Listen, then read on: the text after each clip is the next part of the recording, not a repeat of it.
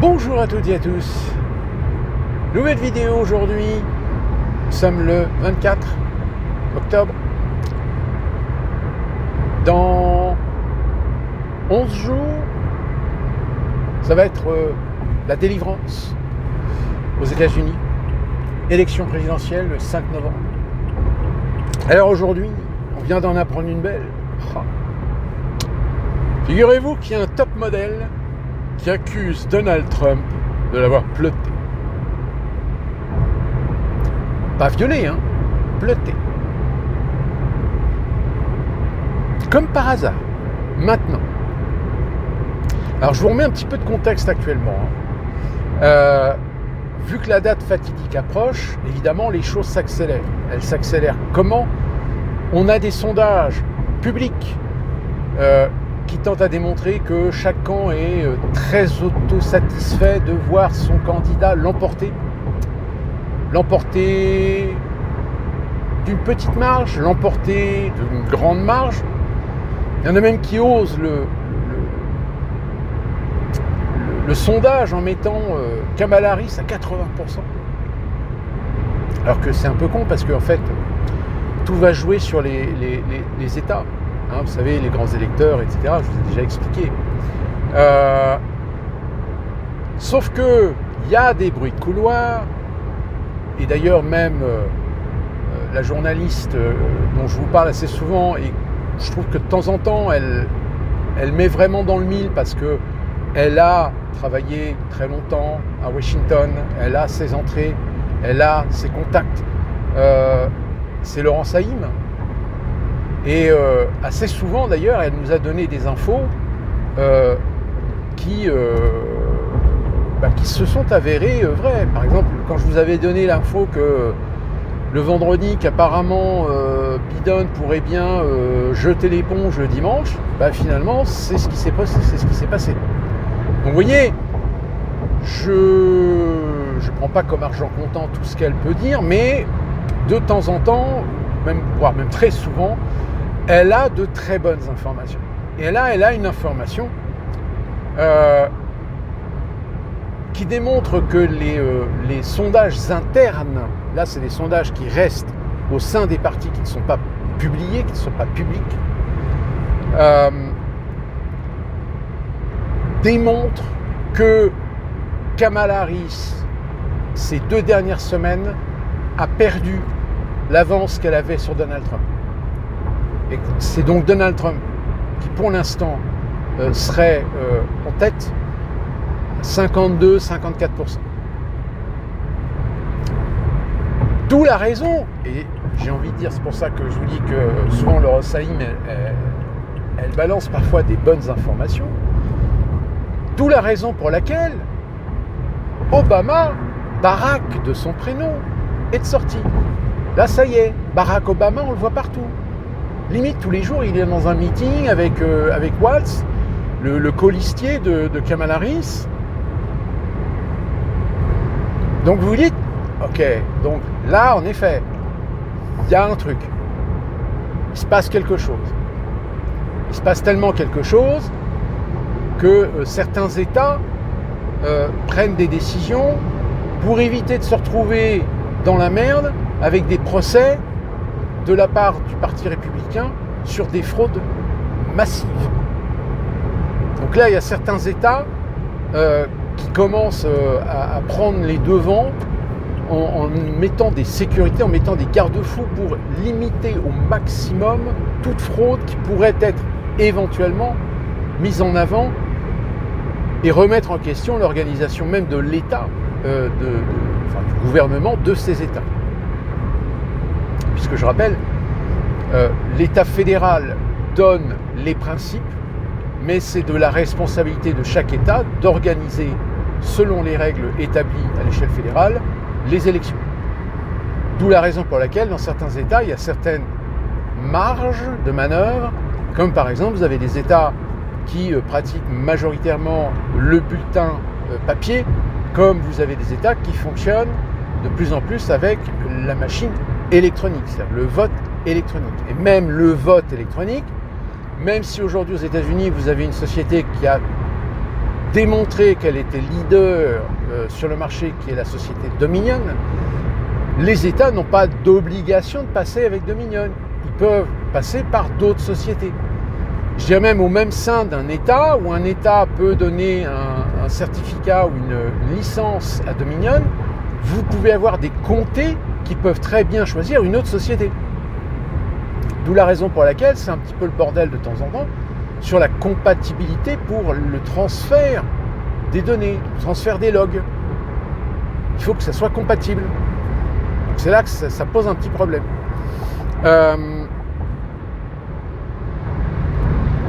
Donc, il y a quand même quelques petits signes qui ne trompent pas. Qui ne trompent pas pour dire, alors, en effet, on peut se dire que peut-être que certaines études, certaines analyses démontrent que Trump pourrait l'emporter. Je dis bien pourrait l'emporter. D'où la raison de ces gesticulations qu'il y a du côté des démocrates. Kamala Harris, elle passe partout. Même, elle se tente à passer chez Fox News. Ouais, elle s'en est pas trop mal tirée. Vous pouvez aller voir ma vidéo. Hein, j'en ai fait un petit résumé assez rapide. Mais bon alors là, oui, du côté de Trump, on a eu le coup du McDonald's. Alors il y en a qui ont dit oui, mais de toute façon tout était faux parce que le McDonald's il était fermé. Oui, tout était faux parce qu'on voit des photos des gens qui ont pris à l'extérieur. En réalité, il n'y avait qu'un véhicule et en fait c'était une complice pour faire le show.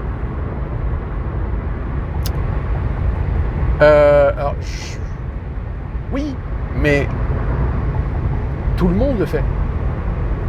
Et c'est encore plus vrai avec Donald Trump, vu que ça fait quand même 2-3 tentatives d'assassinat.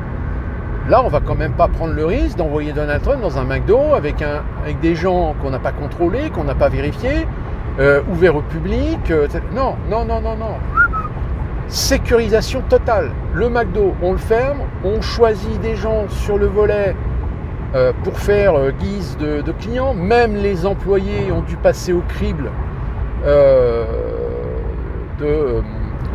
des services de sécurité. Donc tout a été calculé, réglé, scénarisé, etc. Je vous l'ai déjà dit, aux États-Unis, il n'y a jamais d'improvisation. Tout est toujours écrit d'avance. Tout est scénarisé. Pourquoi ? Parce que dans la culture américaine, ils détestent profondément le hasard. Alors vous allez me dire, oui, mais le hasard, pourtant il y a Las Vegas, etc. Oui, vous avez des microcosmes locaux spécifiques où vous avez des phénomènes qui vont un peu à l'inverse, on va dire, de phénomène culturel général à la société américaine. Mais j'ai envie de dire, Las Vegas, vous croyez franchement au hasard ? Bon, ok, jeu de cartes, roulette, pas de problème. Mais alors par contre, les bandits manchots, pour éviter justement toute arnaque, toute fraude, etc., tout est calculé, tout est géré par des ordinateurs, par des programmes. C'est des programmes avec des algorithmes qui vont choisir de façon aléatoire quel jeu va faire gagner 100 000, 500 000 ou $1 million à la personne qui est dessus. Voilà. Il n'y a quasiment plus de hasard dans les jeux à Las Vegas. Hormis, je vous dis, les jeux manuels que sont les jeux de cartes, le poker, le blackjack, le 21, je sais plus, oui c'est ça le 21, et la roulette, évidemment. Quoique, c'est des jeux qui peuvent aussi être sujets à des arnaques. Mais d'une manière globale, l'improvisation, même l'improvisation, le fameux stand-up, c'est pas un vrai stand-up, c'est du faux stand-up. Il y a quelque part de liberté, c'est-à-dire que les artistes ont un certain bagou pour faire participer, pour s'amuser avec l'audience. Mais quand vous allez 2-3 fois voir le même spectacle, vous allez vous rendre compte que le mec, en fait, il refait exactement les mêmes trucs. Donc, il y a un champ d'action, mais ça reste quand même. Donc, c'est pour ça que, oui, le coup de Donald Trump dans un McDonald's, bah oui, c'est normal. Qui plus est parce que c'est Donald Trump, donc c'est encore plus hyper sécurisé. Quand vous avez Biden ou Kamala Harris qui déboulent dans un coffee shop ou un truc comme ça, enfin pas coffee shop, mais dans un café ou un truc comme ça, ou un Starbucks, là c'est pareil. Tout est préparé d'avance. Le service de sécurité prévoit, la direction est prévenue, la direction doit fournir des informations sur les employés qui seront présents ce jour-là, etc. Donc rien n'est fait au hasard. Même en France, hein, je veux dire, quand Macron déboule quelque part, c'est pas hasardeux. Tout est prévu d'avance, tout est organisé, tout est orchestré. Donc voilà, si pendant un moment, oui, Kamala Harris, elle avait vraiment le vent en poupe, là, on ne peut pas dire que les récentes interventions télé et certaines prises de parole dans les meetings ont aidé à cette progression. Au contraire, il y a une régression. Je vous ai parlé dans une précédente vidéo du coup de cette personne dans un meeting qui a dit « Jesus is Lord » et qu'elle a répondu « Oui, vous êtes trompé de meeting ». C'est un peu dénigrant quand même vis-à-vis des gens croyants. Parce que si on croit que les religieux sont uniquement des républicains, non, vous avez aussi des Américains qui sont croyants, qui vont parfois même à la messe, qui sont des démocrates, qui sont des progressistes. Il n'y a pas d'antagonisme à être progressiste et d'être religieux. Ça n'existe pas. Donc voilà, mais encore une fois, c'est du show. C'est du show à l'américaine. Comme je vous l'avais déjà expliqué dans une précédente vidéo, même un football américain, regardez un Super Bowl par exemple, vous allez voir très souvent dans le Super Bowl un twist final dans les 5 dernières minutes. Et ben là, c'est pareil. Il y a comme un show. C'est du show permanent ici aux États-Unis. Donc voilà, affaire à suivre. Je vais revenir en France. Un député LFI qui s'est fait choper en train d'acheter de la drogue. Soutien de ses amis, c'est pas bien, mais ne vous inquiétez pas, hein, il va se soigner, hein, il s'est excusé, etc. Oui, bien sûr. Et c'est là que c'est vraiment de l'hypocrisie dans sa plus pure expression. Parce que si ça avait été un député Rassemblement National, Reconquête, ou, enfin non pas Reconquête puisqu'ils n'en ont pas, mais Renaissance, ou les Républicains, toute la NFP aurait été vent debout pour réclamer la démission de ce député. C'est inadmissible. Bon, sauf que le problème, c'est que si demain, par exemple, un député lance de demander à se faire un test antidrogue à tous les députés, combien vous pariez que la proposition de loi sera refusée au moins à 80%? On est d'accord. Pourquoi? Parce que dans l'Assemblée nationale, c'est comme dans la vie, comme dans la société, comme dans votre entourage. C'est devenu tellement naturel de fumer un petit joint de temps en temps. Vous savez, c'est un peu comme l'alcool festif. Oui. Sauf que, quelles sont les garanties que l'utilisation, la consommation de drogue n'altère pas à un moment donné le jugement, et qui plus est le jugement d'un député? Et attention, hein, là je ne vise pas particulièrement la LFI. Là je vise tout parti confondu. Qui ne vous dit pas que Bardella, de temps en temps, il s'enfile pas un petit joint le week-end? Un petit joint récréatif, comme on l'appelle.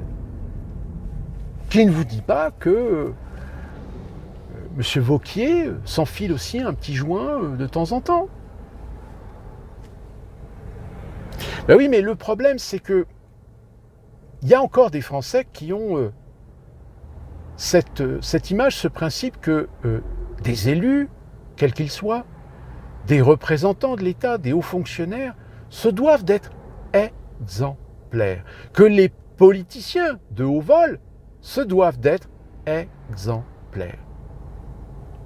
Or, malheureusement, le principe d'exemplarité, eh ben, finalement, ça rejoint ce que je vous dis dans plusieurs vidéos. Ça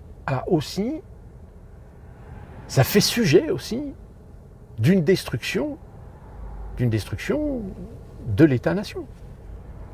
Détruisez la crédibilité, détruisez le bon sens, détruisez la valeur. Faites un open bar au vice contre la vertu. Permettez à des gens bien placés de se servir de leur pouvoir pour être intouchables, pour faire valoir des libertés absolues de faire ce qu'ils veulent, quand ils veulent, comme ils veulent. Preuve en est, regardez, ce député, s'il a acheté de la drogue, c'est pas juste parce qu'il avait envie d'acheter la drogue, c'est parce qu'il consomme. Consomme, ça veut dire combien? Fréquence. Est-ce que cette fréquence peut avoir à un moment donné eu une altération sur son jugement? Qui plus est son jugement pendant son travail parlementaire. On est d'accord que si un député vient complètement bourré, bon, ceci dit, on va être d'accord, là aussi, la cantine, le restaurant de l'Assemblée nationale, on va être d'accord qu'ils ne servent pas que de l'eau. Et que parfois, à certaines sessions, il y en a, ils ont peut-être eu un lunch plutôt bien arrosé, et que l'après-midi, c'est pour ça que vous en voyez certains qui piquent du nez. C'est une affaire sérieuse. Vous êtes un député, vous avez été élu par des gens pour les représenter, pour représenter leurs intérêts au sein même d'un peuple. Vous êtes les représentants du peuple.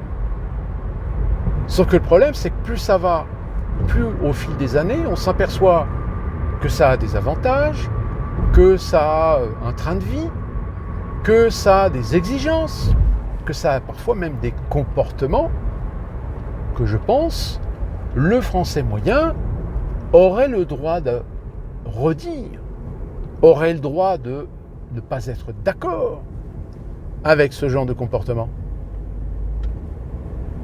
Vrai ou faux? C'est comme ici aux États-Unis. Hein. Ah, là, par contre, aux États-Unis, je peux vous dire qu'un représentant ou un sénateur, s'il se fait choper,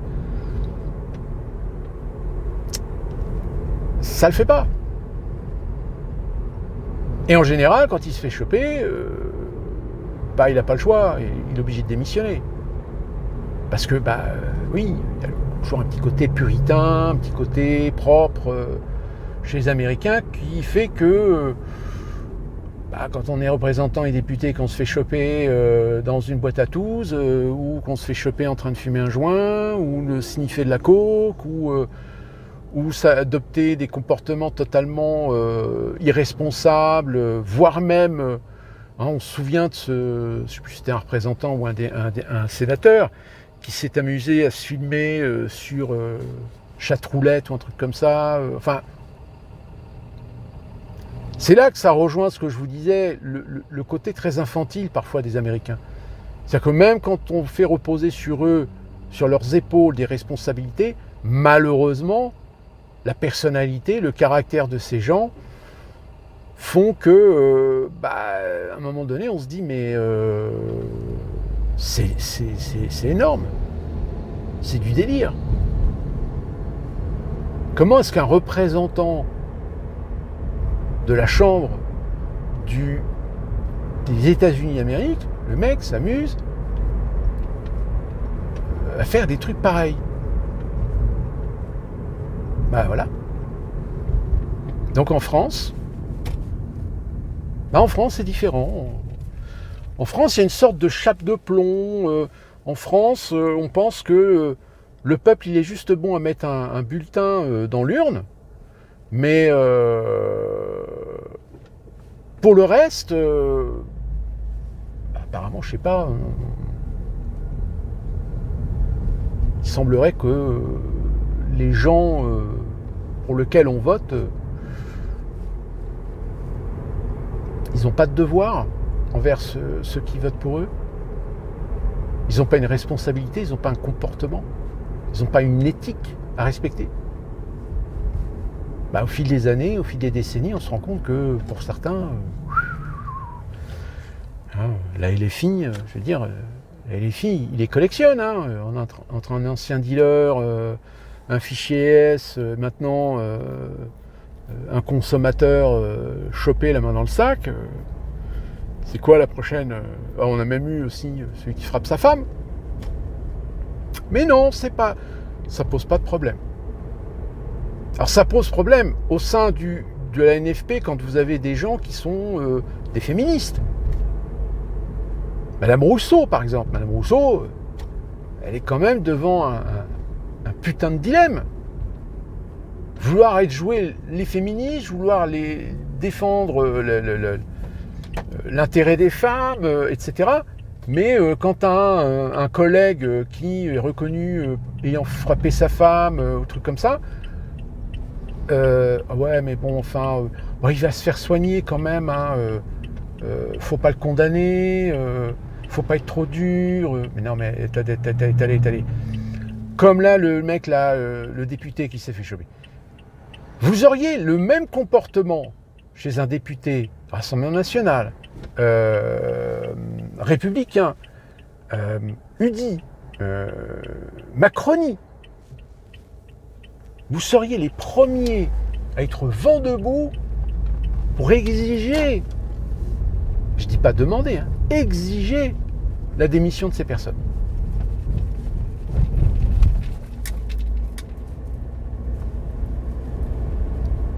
Mais non, elle a fait une lettre d'excuse, ouais, je m'excuse, c'est une erreur, je vais me faire soigner. Oui, tu vas te faire soigner, mais en dehors de l'hémicycle, en dehors de ta fonction, tu démissionnes. Tu as fauté. Tu as enfreint l'éthique. Mais non, je garde mon poste de député. Donc pendant que tu vas te faire soigner, t'es pas là, tu fais pas ton boulot, t'es pas représentant, tu représentes plus rien, plus personne. Enfin non, mais en fait, vous prenez vraiment vos électeurs pour des cons. Et c'est ça qui commence à emmerder un petit peu Mélenchon, je pense. C'est qu'à force de tirer un peu trop sur la corde, à force de prendre vraiment trop les gens pour des cons, ça se voit. Tu peux pas accuser l'autre de tous les maux que quand ça t'arrive dans ton propre camp, non, mais là, c'est pas pareil. Nous, on est le camp du bien. C'est une erreur. Mais il va réparer, il s'excuse. C'est pas de sa faute, c'est une victime. Ah oui, non, parce que Madame Rousseau, elle a trouvé le moyen de dire oui, mais c'est normal parce que c'est une victime. C'est une victime du trafic de la drogue.